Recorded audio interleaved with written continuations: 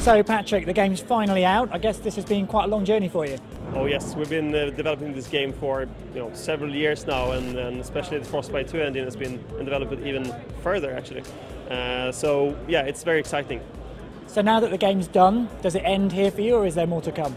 No, absolutely not. I think this is one of the biggest changes for DICE as a studio. We always kind of finished our games and you took a deep breath and what do we do now? That's not the case this time around. We actually started to build some of the expansion packs even before we're done with the game. We have a full game team that is on standby to pick up any feedback from the community on what they want to see changed in the game for the future. And we have a lot of people focusing on the post-launch. And of course, if we find anything in the game that is broken or anything that is unbalanced, then of course we get right on it. After all this development, all the years you put into Battlefield 3, do you think there's almost like a hangover in the office now from not knowing quite what to do? So it feels a bit sad because we had a lot of fun developing the game. But then again, we have all these people working on the post-launch stuff, making sure that our expansion packs are on par with the product or even better. So there's a lot of positive feelings in the office right now. We've been to DICE a couple of times and we haven't seen any evidence of Battlefield 4 or anything else. Is there a secret flaw that you haven't shown us yet?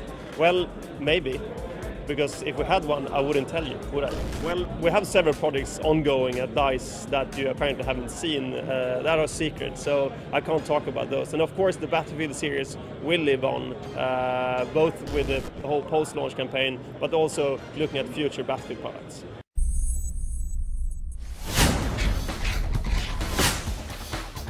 Since Battlefield 3 is the true successor to Battlefield 2, we need to make everything bigger and better, basically. So we need to develop new technology for doing that. So one of those things is streaming the content into the maps. With that, we can build the biggest map we've ever done before. And I think that's something that you also benefit a lot from, right? Definitely. For Need for Speed, the concept that we went with, the coast-to-coast race, really couldn't have been built without scale. In order to pull off what we need to do, we basically doubled the length of our tracks. We quadrupled the number of textures, wow. 4 times the number of objects. So the scale for us just wasn't achievable on our old engine. And it's the terrain system that you guys developed, obviously, that allows us to basically have our vistas that we have. When you drive down the highways, you can see for miles out in the desert, you can see for miles out in the mountains, and it really sells that sense of journey in Need for Speed.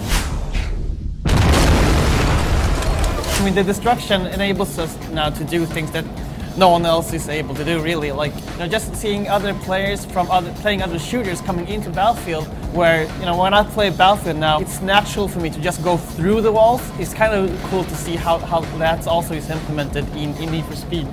Yeah, for sure. In Need for Speed, it basically allowed us to create the epic journey we wanted to create for Jack as he's on this coast-to-coast race. Car racing has often been a very sterile environment, doing laps around a circuit. And as a genre, I don't think we've actually made the advancements that you guys have made yet. So for us, it was all about harnessing that power to create objects you smash through on shortcuts, or whether you're driving down Chicago and you're being chased by a helicopter and cars are blowing up and you're seeing pillars explode all along the drive. It really has allowed us to set the bar a little bit higher as a racing game across the board. So we wrote the whole rendering engine from scratch, and that enables us to have more light sources to make it more cinematic. We can do both indoor and outdoor lighting, so you see actually real shadows going around the game. And just with the destruction, we have all these explosions and the smoke coming out. We needed the particles, so the effects look really good as well, like really cinematic.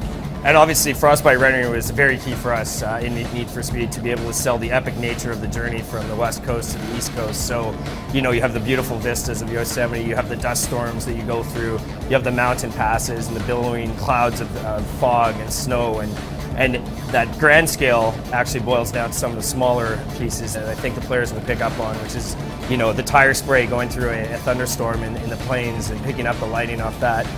Chicago, there's blasting pillars and dust and picking up the lights from the taillights and the headlights of the car, and the dynamic lighting as you go into New York at sunset. And it's just an amazing vista of visual environment from start to finish that, it really sells the journey the player goes on in this race.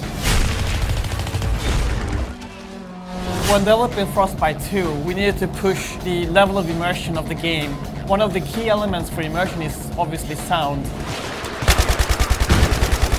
Everything has to be done dynamically, and that's what our engine actually does with the audio. So you can actually distinguish what gun the sound comes from, what distance, what direction it's coming from. Building from the bigger beats of the journey, whether it be a thunderstorm or an avalanche, down to, the little rock pebble sounds as you drive over a shortcut, or the whine of the engine as you shift gears. What it's allowed us to do is basically build more and more layers of sound, that the inputs are coming from the right places, and that as you pass by a given sound or explosion or hear something in the distance, that it feels right and it feels balanced, and you get the perception and that everything's working as a package.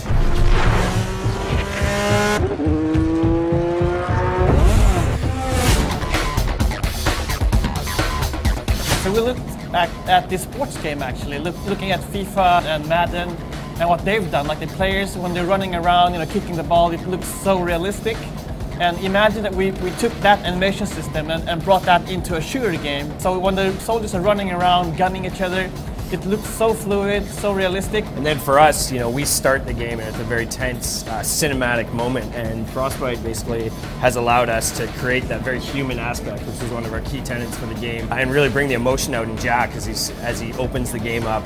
And beyond that, I mean, as we've described some of the moments you go through over the course, a lot of them are very animated moments, and so the animation engine of Frostbite has allowed us to pull off some of these moments and these epic beats in the part of the journey that we wouldn't have been otherwise able to pull off. We knew the game we wanted to make. We looked at a number of different options, and Frostbite 2 was the one that allowed us to develop the concept and build the game that we wanted to do. What we've delivered this year we're very proud of, but we see even greater things in the future. The run is just the start of what we think we can do with Frostbite.